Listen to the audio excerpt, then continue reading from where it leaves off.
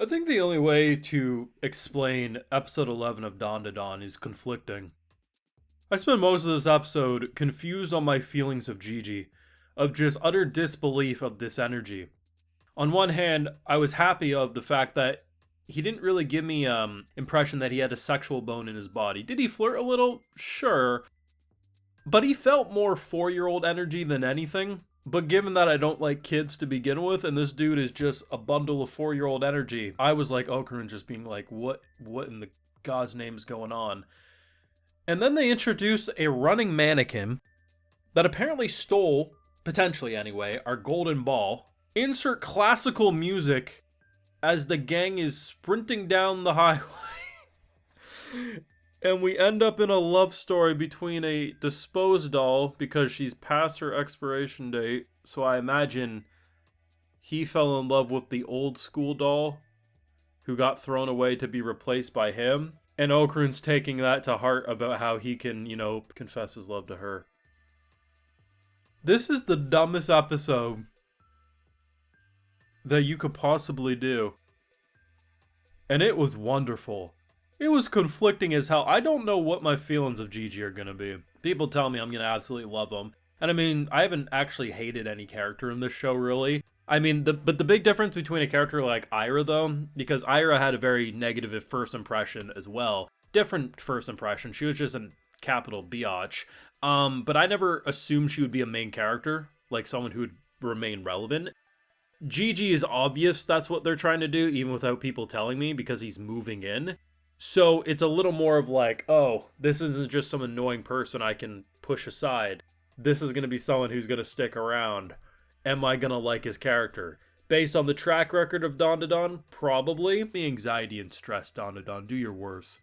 I got full live reactions over on Patreon if you want to see my full and good thought to this greatness. You know it's over there exclusively. So the scene when they're sprinting, Okarun transforms, and we insert the classical music, some tears forming because of how hard I was laughing. I legitimately thought it was that funny. Because it was the second half of the episode that I think did Gigi's character better than the first. Because the first half is kind of like, okay, we went from a love triangle to now a love square. Even if we know our central two will end up together just given their feelings, it doesn't change the fact that we now have two different characters that are competing for love. Like, that's how it was being implied.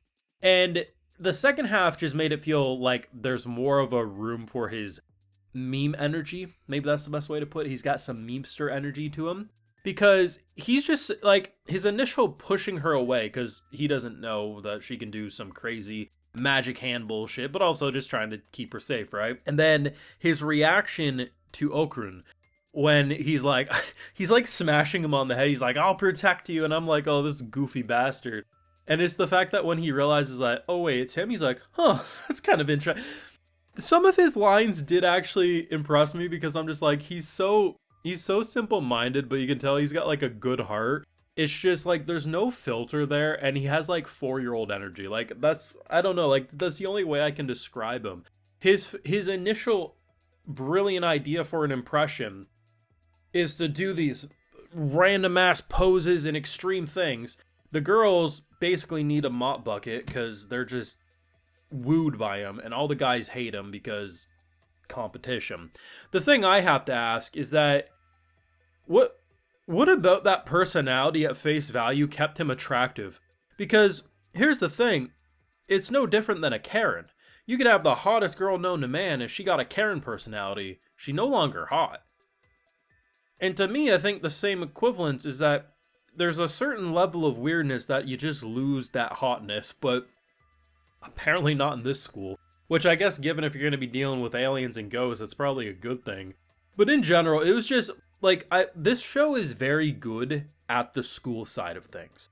It would be easy for this show to feel a lot more boring and plain, and us just waiting for the next supernatural moment. Like, basically, a lot of these types of shows, you would see the fandom probably say, like, the best part is the chasing mannequin scene.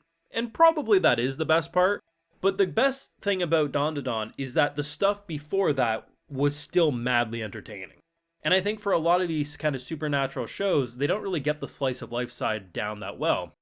And I've been saying it since near the beginning, like probably around episode 3 or so, that the school side of the show is honestly just as good as the supernatural. And I think that's very important given the main thing about this is it's a romance and kind of like a slice of life beyond just supernatural bullshit that they're going to deal with on a weekly basis.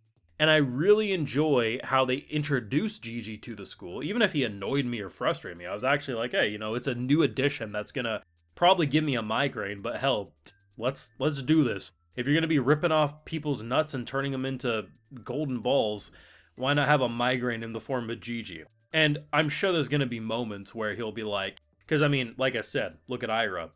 Capital Biatch, but now she's probably one of, if not my favorite additions to this show in general.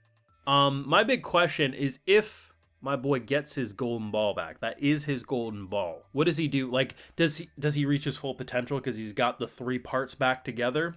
I don't know. Will be interesting to see what they do. Though I think it's probably one of the funniest things that this show has done is him listening to a biology mannequin, how he confesses his love, and you can tell he's the only way it would have been better is if he would have took out a pad of paper and a pen and started writing notes down. That's the only way it would have been funnier if you ask me.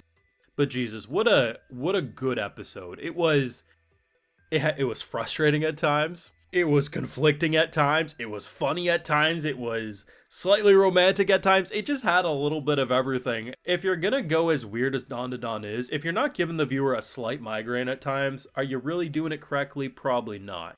I do like the reason why they are saying he's sticking around and moving in, basically. I mean, Grandma she just continues to... She's lucky she's hot, because her personality can also be a little questionable, but she's not Karen level. She's just like, are you serious, Grandma? This man will just like call you young or give you a compliment, and your reaction is, this is the smartest kid I know. She would probably give you her life savings if given enough compliments. I love her, man, but Jesus. Momo has every right to be infuriated by her, if you ask me. But great episode. I'm interested in season 2 for sure, because I want to see how I'm truly going to feel about Gigi going forward, but I guess he's that little sibling. You love him, but you hate him all in one, at least as it stands, but we'll see where it goes. Conflicting in a good way is probably the best way to put it, though. Your thoughts down below. Leave a like if you enjoyed, subscribe if you're new around here, of course, ring that bell, and like I mentioned, we got those full live reactions over on Patreon, and hey, while you're over there, I'll just give you a video shout out. Alright, so today we got FF Fan 2003, Renee Villarreal, Austin Henshaw, Nick Howard, DYR, Xtresh, Nuva Gown, and we also have Isil Caldera. So I appreciate the support, everyone. Please take care, and y'all have a good one.